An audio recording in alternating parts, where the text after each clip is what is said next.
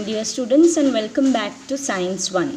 So we have already started with the lesson work and energy, and we have already finished with positive, negative and zero work, and we have also finished with the activity. So now today let us proceed with the next topic.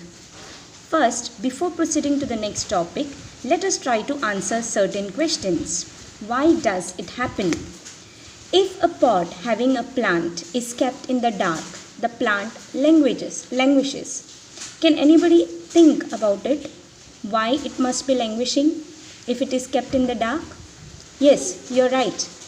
Plant requires sunlight for the preparation of food, that is for the process of photosynthesis. But the same pot, if it is kept in the dark, the plant will be unable to obtain the sunlight, and hence the plant cannot prepare its own food. And since the plant cannot prepare its own food, the plant languishes. That means here you need to recognize one thing, is that here solar energy is very important for the plant for its survival. Let us answer the second question now. Suppose you have a music system in your house and you increase the volume of that music system, or maybe TV beyond a limit. You will find that the vessels in the house start vibrating. Fine. Now why does this happen? This happens because the sound travels through air. So when the decibels of the sound increases, the vibrations of the sound also goes on increasing, and therefore these vibrations finally hit the vessels and they start making the noise. So that means here we are talking about the sound energy. Next, let us see the third one.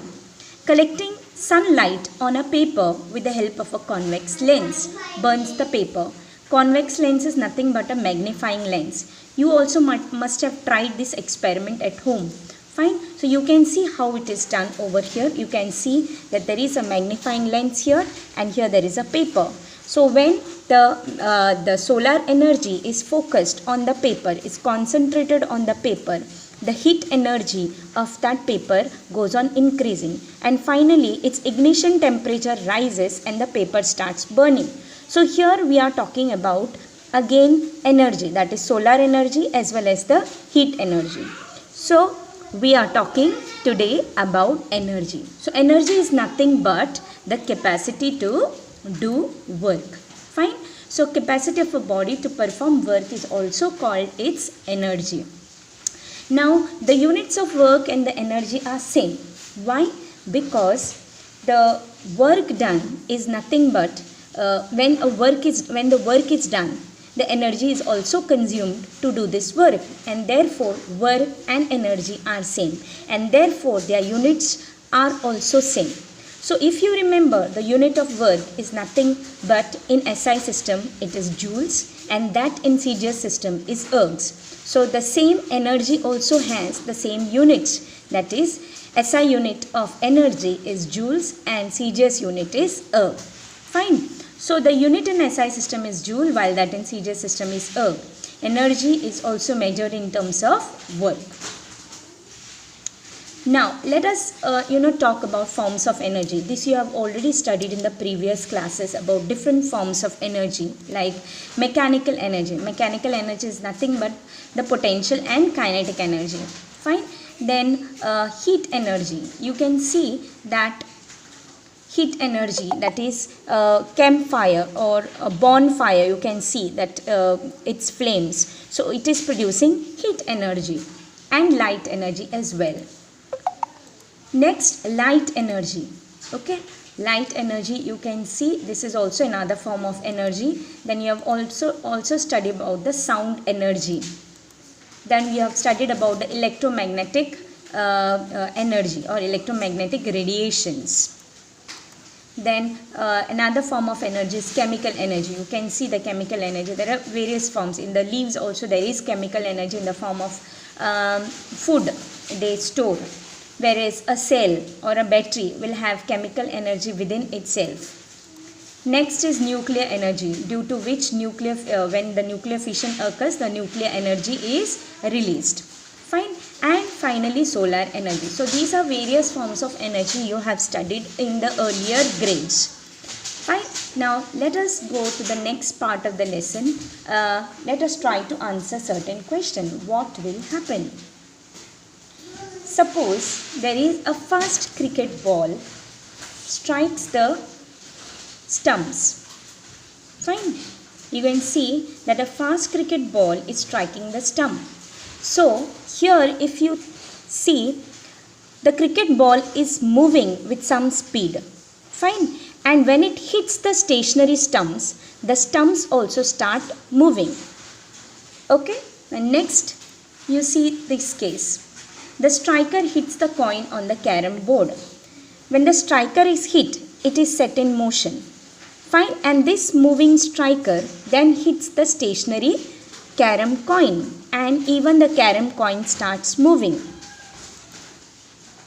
One marble strikes another in a game of marble. You can see over here the marbles are there, and this boy is trying to hit the marbles. So when the moving marble comes and hits the stationary marble also starts moving. Fine. So from all these above examples, we understand that when a moving object strikes a stationary object, the stationary object starts moving. Fine.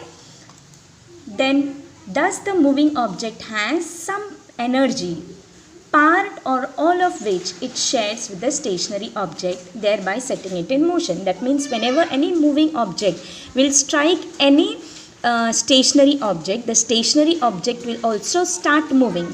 Either the moving object will share its entire energy to the stationary object, or part of it will be shared with the stationary object. And finally the stationary object also will be set in motion. So what are we trying to talk about right now? It's nothing but we are talking about the mechanical energy called as kinetic energy.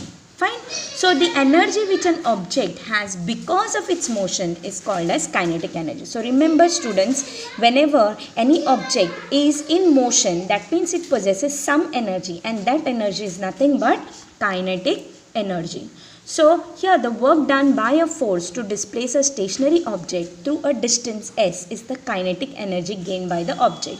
So you can come to know over here that there is a relationship between work and of course the kinetic energy. That means to gain kinetic energy, there has to be some work done on an object by application of some force, and that with the application of the force, the stationary object will start moving through a certain distance, and that distance will be s. So that means the moving object when an object is hit by a force, it will be displaced to a certain distance. So that means it will start moving, and so once it starts moving, it has gained some amount of energy. That means we have the direct relation of kinetic energy with the work done. So in the next video, you are going to learn about the expression of kinetic energy, how to derive the expression for kinetic energy. Till then, thank you very much.